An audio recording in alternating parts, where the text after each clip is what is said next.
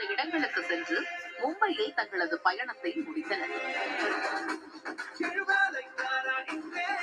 செல்லும் வழியெல்லாம் ஆயிரக்கணக்கான பள்ளி மாணவ மாணவியர்களுக்கு மனநலம் குறித்தும் போலியோ பாதிப்பு குறித்தும் விழிப்புணர்வு ஏற்படுத்தி வந்தனர்.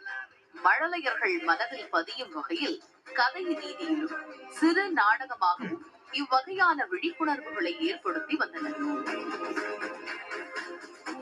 விழிப்புணர்வுக்கான இப்பயணத்தின் போது இந்த ஜோடி எண்ணற்ற சிக்கல்களையும் எதிர்கொண்டனர். தங்கும் இடத்திற்கு திண்டாடிய இவர்களுக்கு ஆலயங்களும் பரந்த மனம் கொண்ட மக்களின் வீடுகளும் அடைக்கலம் தந்தன. பல்லாயிரக்கணக்கான கிலோமீட்டர் பயணத்தின் போது கிடைத்த உணவை உண்டு உத்வேகத்துடன் பயணித்தனர். அத்துடன் மாதவிடாய் நேரங்களில் வலியால் துடித்த போதும் கூட மனம் தளராமல் சைக்கிள் பெடலை மிதித்தார் சங்கரி.